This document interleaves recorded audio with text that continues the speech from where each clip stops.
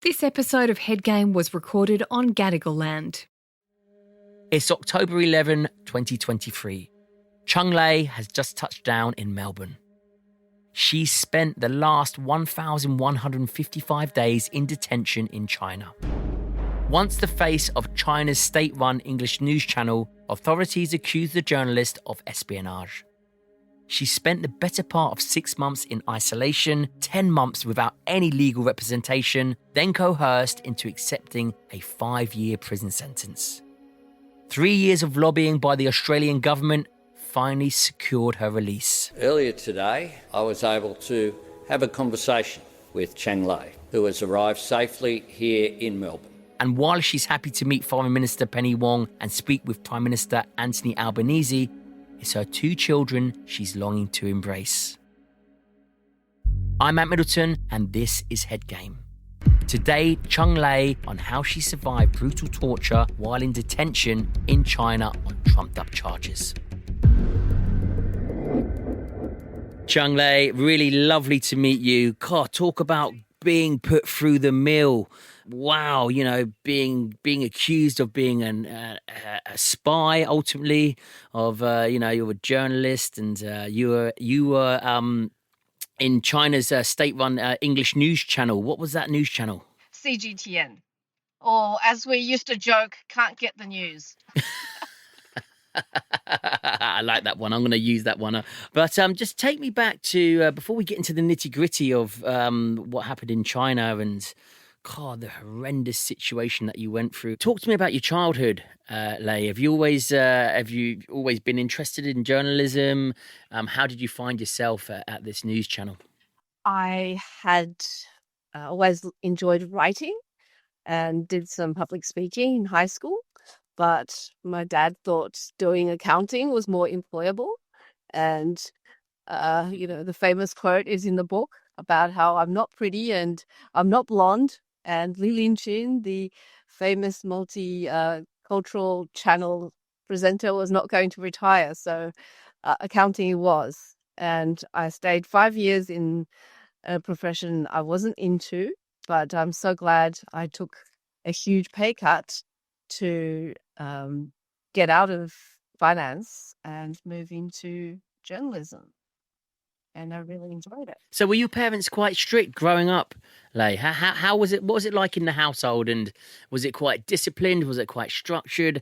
How did that look growing up? First generation immigrant family, always scraping to make ends meet.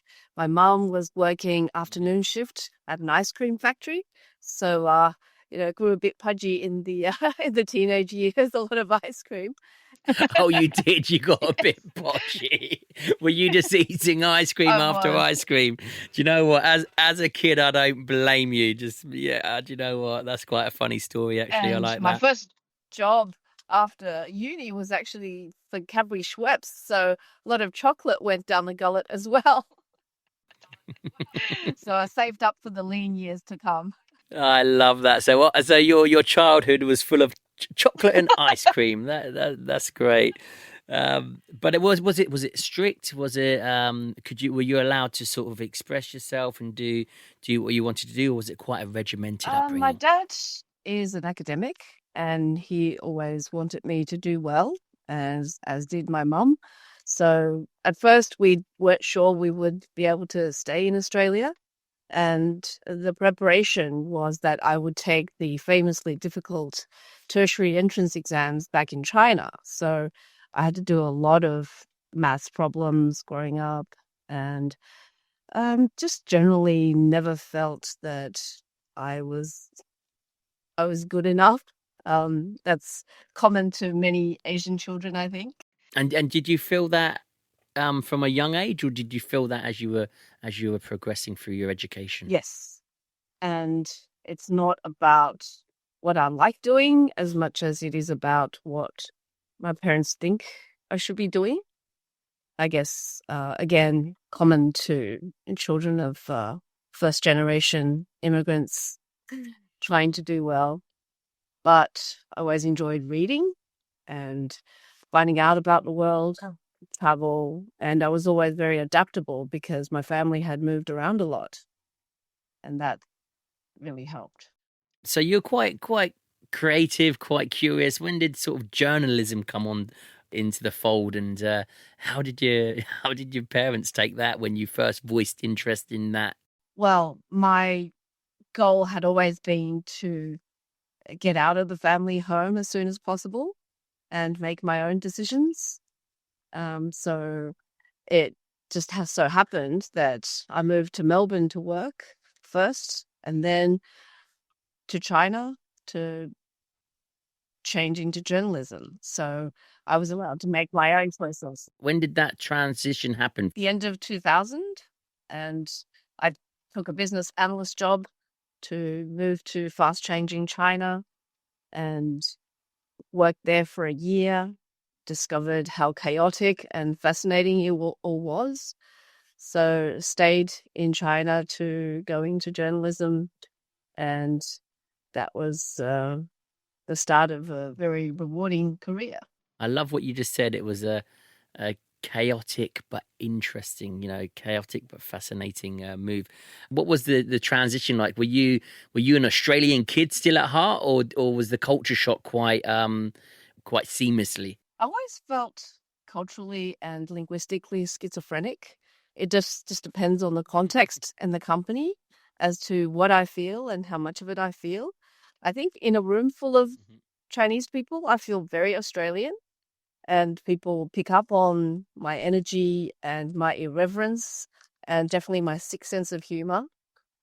Whereas in a room full of non-Chinese, I feel the Chinese part as well, as in I see Really? things through a different lens. But I think in many things, because I spent my formative years in Australia or in a Western country, I'm definitely not Chinese. How old are you when you went from Melbourne to China? I was 25. Oh wow! So you're still young, new in your career. I suppose it's quite exciting for you then, right? It was just that sense of I'm learning so much every day and being pushed out of the comfort zone and using my bilingual advantage to really help people. So that was quite cool. And then when I got into journalism, to really find my calling and the immediacy and the exciting prospect of meeting different people every day, it was mind-blowing. And how did Australian journalism and Chinese journalism, how did they differ? Was there a huge difference between the two, or does journalism sort of mix together? How different was it going from being an Australian journalist to a Chinese Well, journalist? because I switched careers in China, so I hadn't known how an Australian journalist was. But after a year and a half, when I was poached to join CNBC, I then really learnt the ropes of proper journalism, because the state broadcaster in China was just setting up its fledgling English channel, and that's when I joined. So none of it was very professional. And they liked the fact that I had the business experience and the bilingual skills, but I wasn't really doing top-notch journalism to be honest. Were you given like free reign, naively given like free reign just to figure things out? I definitely experienced a lot more freedom than I expected. I think because the respect was there, given my set of skills, the management was fairly young and inexperienced as well. So they thought giving me more free reign was easier than them figuring it out themselves. I remember the first time I did a live broadcast, I had the deer in the headlights look. It was midnight because it was about the the US basically entering Iraq, and I had no idea of the military terminology. Google wasn't as helpful as it is now, so there was a lot of cramming and trying to make it look as if I knew what I was doing. How did it come through, or how did it look being in China and you having to figure it out like that? Because I suppose if you make some mistakes there, they're not just like in Australia or in Western culture where you go, you shouldn't be doing this, you shouldn't be saying this, and they brush it off. Were the rules and regulations a lot stricter there? The censorship is strict for Chinese media, but because it was an English channel, it was being broadcast to foreigners, and that's why they could allow much more freedom. Which is not to say that you can jump up and, say Tiananmen Square massacre killed thousands of people, or, Tibet independence or anything. But what I mean is dealing with the news is a lot more relaxed compared to, say, the Chinese colleagues. And was there ever a moment that you felt that you were overstepping the line, that you were probably doing things that that weren't sort of in line with the rules and regulations? Do you feel like there was a government influence somewhere, or were you just cracking on with what you had? I was a business presenter. I guess it's a lot more objective. A company makes money or it doesn't make money. It's not quite as spin worthy as, say, current affairs. And 2002 China was a lot different compared to now. Yeah, and when did you realize that something wasn't quite right? When did you realize that there was sort of maybe a bit of government intervention, or was there no signs whatsoever? Oh, of course there were signs. The sensitivities are the 3 T's and 1 F. So Taiwan, Tiananmen, Tibet, and F being Falun Gong, which at the time China was really trying to crack down on, which is a large group of practitioners of what started out being a sort of well-being sports kind of practice and turned into what the government branded a cult. Wow. So take me back to that moment when everything just sort of went wrong, when you realized that you were now in the hands of a government being accused of absolutely horrendous things. How did it transpire from you being at work to all of a sudden being behind bars? So many people ask me about that moment or that day, but it is not an instantaneous realization, because you still have all these hopes and all these wrong ideas that things can be fixed, that it's a mistake, that if you're honest and tell them the truth, nothing bad will happen, and you will get a phone call and you will be able to see the embassy right away and you can get a lawyer, and all these silly, naively held ideas. And it wasn't until a month or 2 later, when all those hopes were dashed, that I really realized that I was cooked, as my son would say.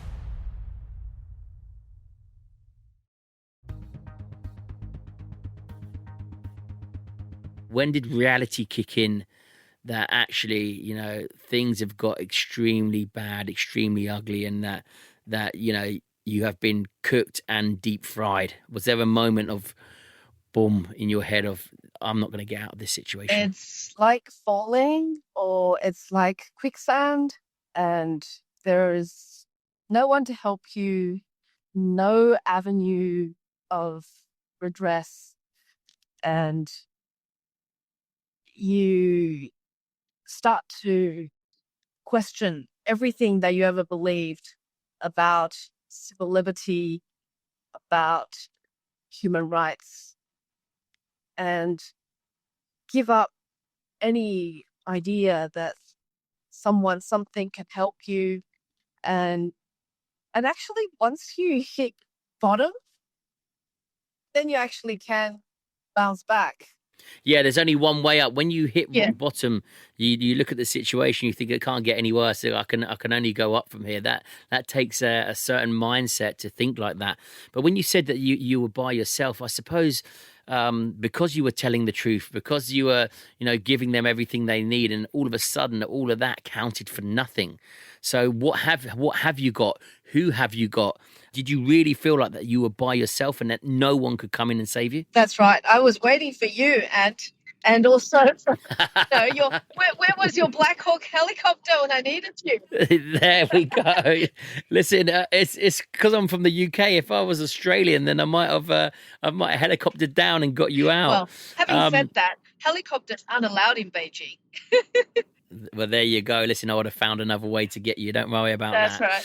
right. So, when were things really, really bad? Because you were coerced into admitting that admitting to a 5-year sentence, and I suppose at this time you just want this situation, this nightmare to end. So you're probably agreeing to absolutely everything.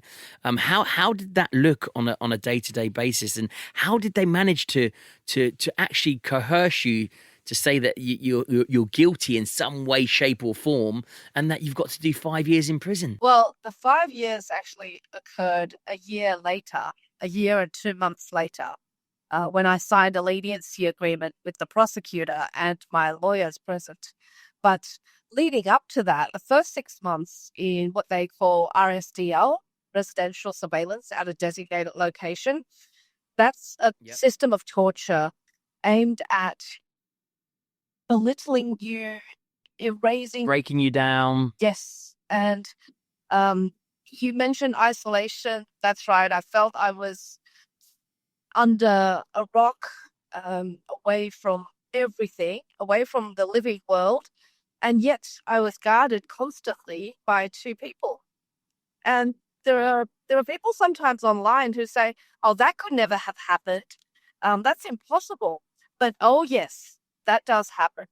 2 people stuck to me, one to my right, one in front of me at all times. 3 pairs of young guards just watching me every moment. Yeah, there's observation on you 24/7. You know they're watching your every movement. It's almost like a death by 1,000 cuts.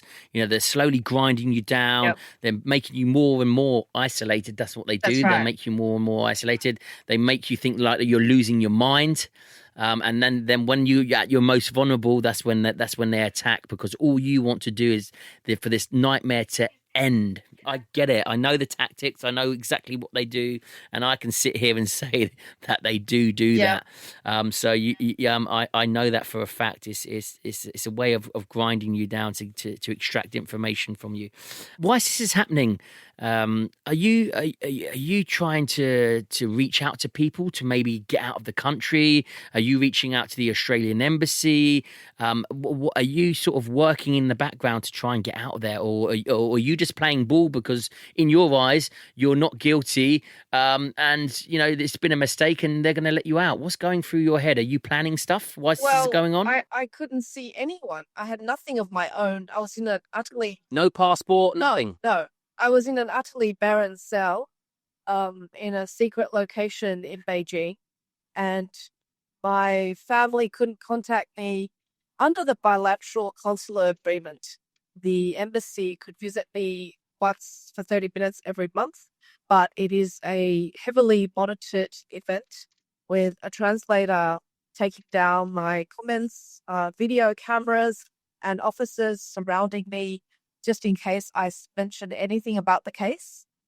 Even the word case, if I said case, they would stop the visit, and they would warn you lose privileges to visits if you say anything about the case. And what were they accusing you of doing or of being? We know they're accusing you of espionage, but at what level? What details were they throwing at you, and how did that look? Well, basically, they operate on a suspect and arrest first, find a story, sort of next kind of mode of operation. And they said they started surveilling me in April because I was in frequent contact with foreign journalists which is a joke because I've always been in frequent contact with foreign journalists. And as a foreign journalist in China, why can't I be in frequent contact? Of course, your job. Yeah, exactly. So that's ridiculous. And it just so happens it happened a few days after the Australian then foreign minister called for an independent investigation into the source of COVID, which is aimed at China. And China is super touchy about that topic. So surveillance on myself and I know of at least another Australian started around that time. And they eventually arrested me in August. And to this day, I'm trying to figure out why then, why not before. And the so-called, leaking state secret event happened in May. And that's only because during their raid of my apartment, they found a copy of the Premier's work report, which is kind of like the national budget, I guess. The Premier actually read out that document at 9:30 that day, May 22nd. But the accusation was that I broke the embargo of 7:30 a.m. that morning by sharing 8 words of it with my friend at Bloomberg. And Bloomberg being an American organization, that's a crime. And the thing is, the 7:30 embargo time is not set out on the document. Nobody knew there was an embargo time. And this document saying, the embargo time of 7:30 was made up a year later because the prosecutor said, hang on, you guys don't have a case unless you have this document. So that went to a different ministry to make up this document. Wow. When do they start pushing sort of like the guilty plea, saying, look, if you accept this prison sentence, then we'll charge you for this and not this? I know what they do. They like to think that they give you a lesser sentence and you admit that you're guilty to lesser charges, etc., etc. When did that come into play, and when did you agree to take the 5-year prison sentence? Well, they went through, in those 6 months, they went through every text on my phone. They went through all of my electronics. Of course. And that was all they could stick on me. So they made me sign a confession and record confessions on video saying that I was guilty of this crime. And in the next phase, which went to prosecution, they started to get some of the other documents needed, like testimonials from my colleagues, coerced and false, I should say, to say that they had told me it was a classified document, which is BS. And they also arrested my friend, Hayes Van, and got the testimonial from her. So I think they suspected me of some, maybe they thought that I was really a spy. And then when they found that I wasn't, there was no way they could go back on it. And they had to... Yeah, they were too far in it. Yep. And it would have been a big loss of face. So they had to pin something on me. And there happened to be this document that they found on my desk. And that was that. Wow, and I suppose for you to take a 5-year sentence as well, I can only imagine during that time that the numbers of 20 years, 30 years were being thrown around to you, and lifetime in prison, because 5 years is a long time, and for you to then go, do you know what? I'm going to take the 5 years because it's not the 30 years or the lifetime sentence that they've been talking about for the last year and a half or 6 months, or whatever it may be. I know their tricks, right? So are you relieved in a way when they say, look, we'll give you 5 years if you sign this stuff? Yeah, absolutely. I was asked, actually, I was told that this was rock bottom price and that I should be grateful because, somebody else wouldn't have got this. So I had to thank the prosecutor. I had to thank everyone and pretend that this was wonderful, that I was only losing 5 years of my life. But in a way, again, you would know about the psychology.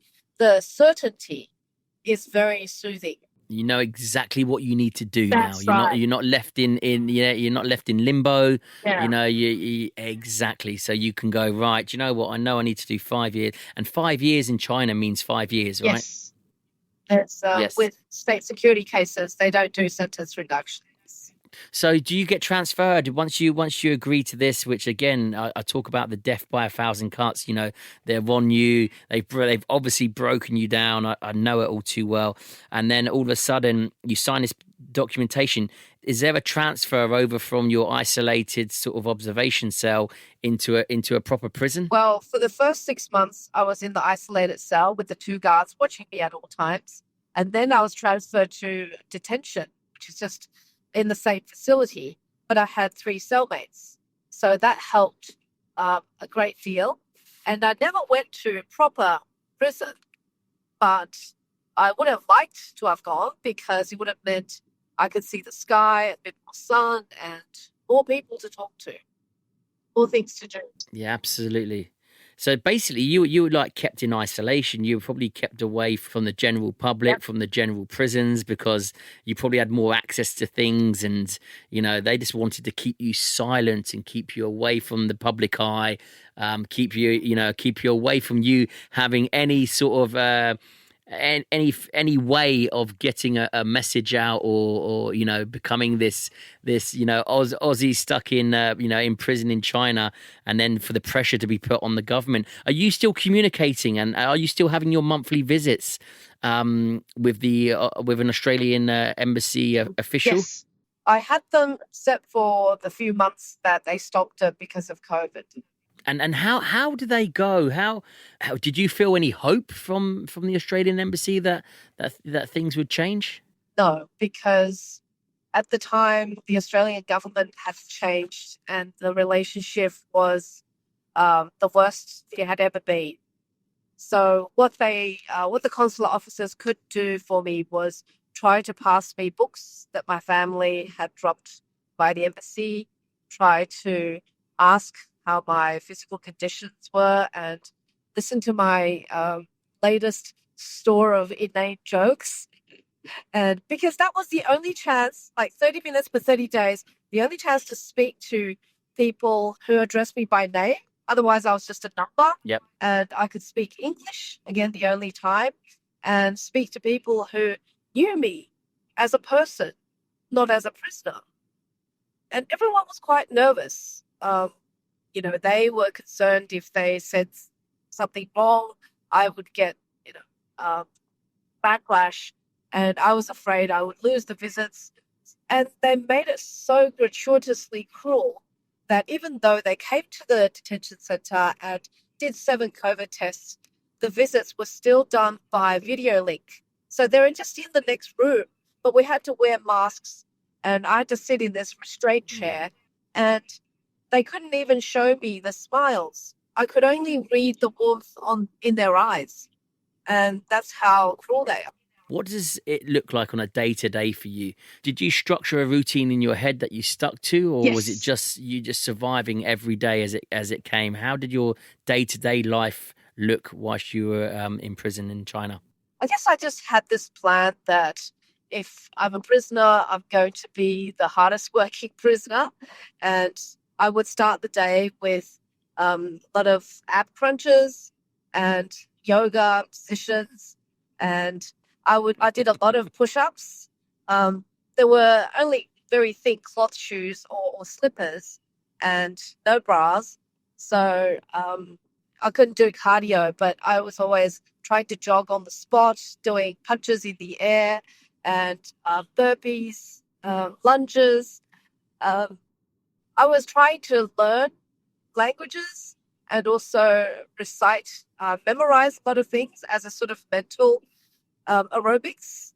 So while I was exercising, I would be trying to exercise my brain as well.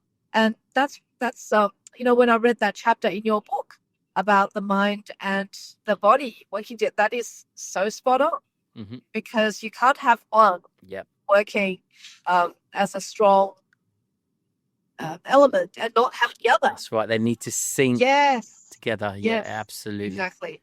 How did my book end up in your prison cell, all the way in China? Yeah. I really wanted to read English books because everything was in Chinese. And Mhm. it really was a comfort to read things in English. So my partner at the time, Nick, would buy whatever was in the bookstores and also what he thought would be helpful to me, like prison memoirs, like books about facing adversity, about mental resilience, like your book. And I remember my cellmate reading your book and saying, "Oh wow, there are all these wonderful ways you could use the F word."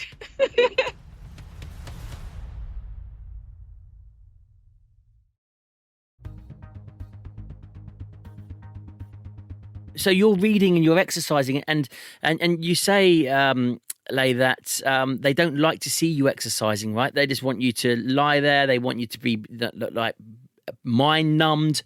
What was it like when they would come into your cell? Well, they would use the intercom to buzz you if they saw you doing something they didn't like, maybe having a laugh or trying to hug a cellmate. All of that, all of the things that make us human were against the rules.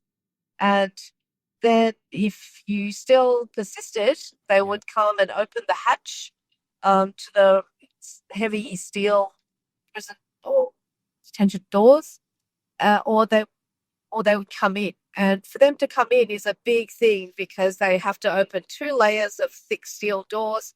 And at the time, they had to wear hazmat suits to come in because of COVID. And they would try to make you feel as little as possible, obviously, by humiliating you and to make sure that you stuck to the rules and you weren't that friendly with your cellmates, but you didn't cause trouble either. But because this state security detention facility had a lot of foreigners, there was no violence. What I find fascinating is not only you were isolated, in your cell, but you're ultimately isolated from the world because this is the peak COVID time, right? This is the peak pandemic where the countries are locked off to other countries. The world is almost locked down, and you're locked down within that scenario, within that situation. So you were sort of like doubly isolated. Was there any time that you lost hope, that you thought that you'd never get out? I'm a pretty optimistic person. I fantasized about good things a lot, about the sea and swimming and eating good food and being with family and friends again. And also, I think the books took me to another plane, so I wasn't stuck in the nitty-gritty of cell life, and I didn't get too frustrated with the bickering among my cellmates, and I could always escape through the books and be Ant Middleton, trying to do all these amazing things physically, trying to survive, on the ships and whatnot. On Mount Everest, and on the reenactment of the mutiny on the Bounty. Because you've got quite a creative mind. Did you allow your mind to sort of take you away in those moments? Yes. And did that help you survive? And I think also helping my cellmates lifted me a tremendous deal because one of them was very depressed. She was refusing food. She just sat there missing her family all the time.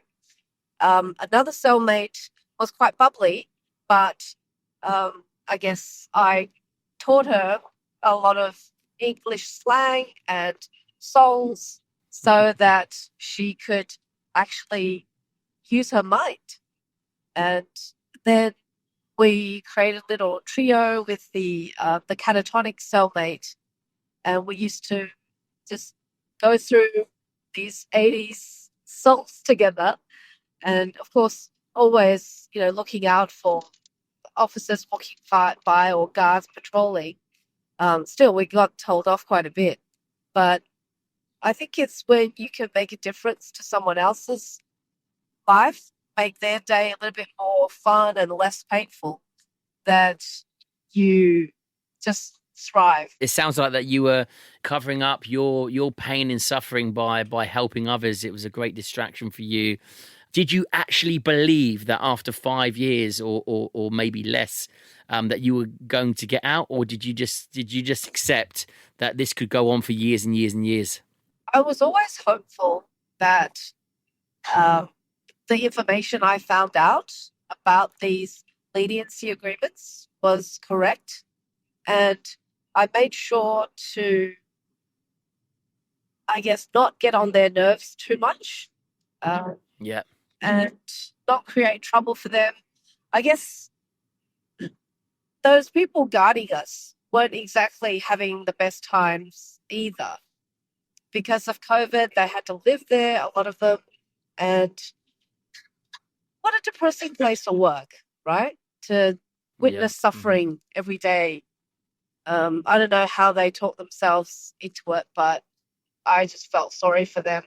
But that's amazing that you've done that subconsciously, because that's exactly what we're taught to do in a captive scenario is humanize yourself, build rapport with your guards. And is there any military background in your family? Because it seems like that you've got a good grasp on reality.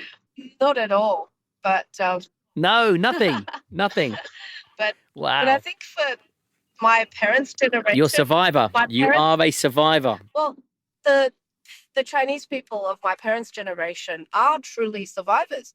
They had to go through famines. They had to go through the atrocities of the Cultural Revolution, all the awful things that a dictatorship can do to its people. They've had to live through that. So they are survivors. And I guess I've grown up with those stories. Yeah, absolutely. You're definitely a survivor, because to subconsciously be that aware in a situation like that, you'd make a good special forces operator. I need better abs. I need better abs. Well, listen, you were crunching away. I'm sure you've got really good abs. I used to joke to myself, the only time I have good visible abs and I don't have a mirror or a phone to take a selfie. Is there ever a moment that you really miss Australia and that you feel like you've been betrayed whilst you're in your cell by China? Oh, of course. I was having to watch the state news every night and hating it, all the lies they tell, and the, idolization of the president and the stupid slogans they force people to believe in. I went off almost all things Chinese in a big way. And I kind of liken it to having two mothers, a birth mother and an adopted mother. And the birth mother did these unspeakably cruel things to me. And my adopted mother embraced me, believed in me, supported me, helped me, secured my freedom. And also, with an experience like this, you can't help but rethink your identity and what sort of society you want to live in. I think at the time, living in China for so long, I had started to miss what was going on in the background. I only saw the growth and advancements technologically.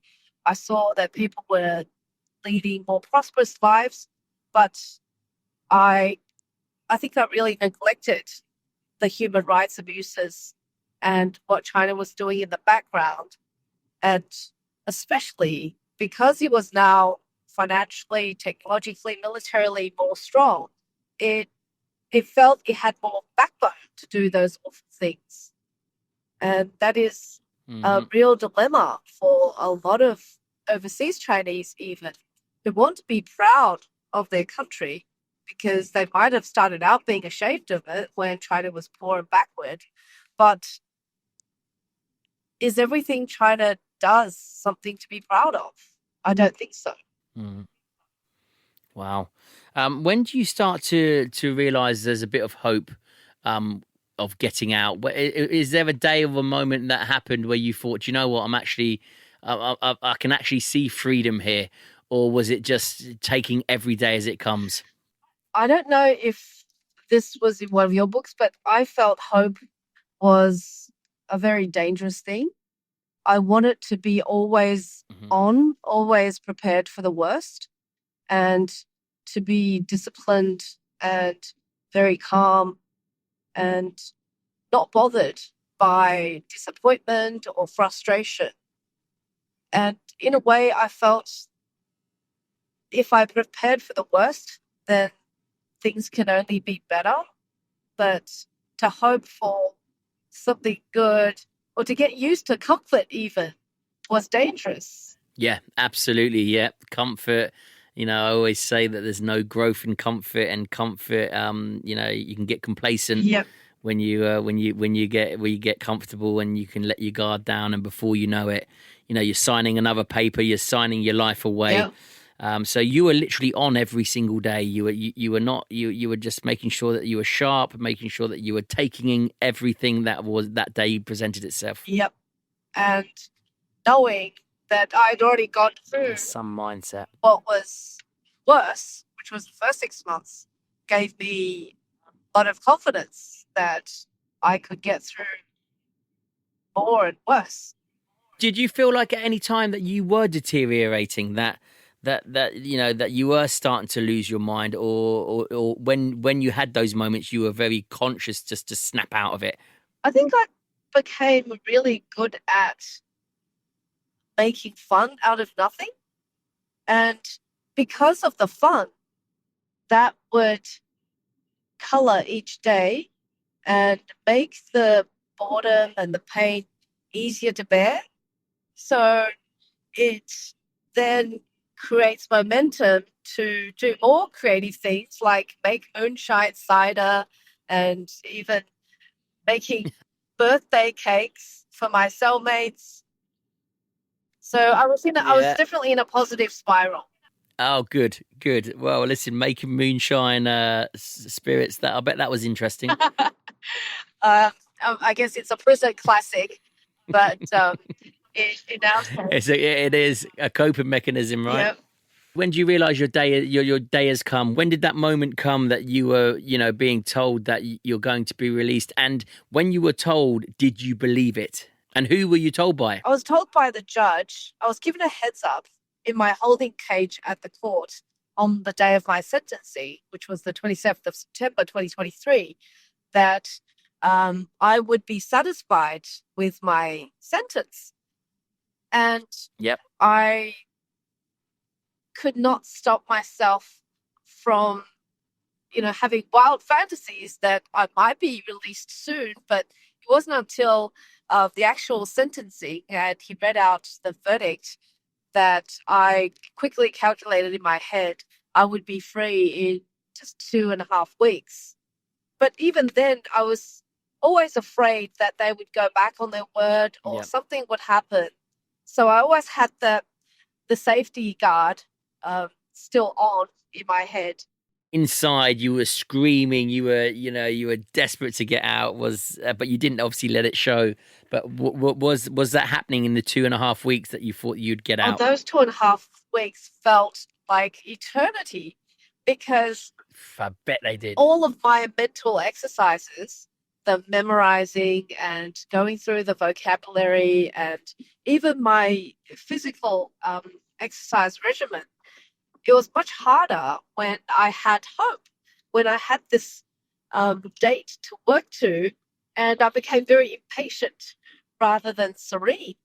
So I really struggled to do everything that I did before with the same sort of steely-eyed determination. So the day comes. Talk to me about that day and how it felt, and who was the first person that you saw? Who was the first person that you hugged? Take me back to that day, and or did you just think to yourself, "Get me the hell out of here! I'm getting on the first plane back to Australia"? The airfare had been bought for me by the embassy, and I had to go through 3 days in a halfway house before my proper freedom. So it was all in stages. But I guess the most exciting and heartwarming, exhilarating moment was when I pushed open this door after I got to Melbourne Airport and, walked through the corridor to where my kids and my mum were waiting for me. And I just had them in my arms in that instant. And everyone is squealing and shouting and crying and hugging and jumping up and down. My mom was, just crying silently. When I see the photos, it brings all the rush of emotions back. How do you think it's affected you psychologically? Has it made you stronger? Has it made you more resilient? Or are times tough sometimes?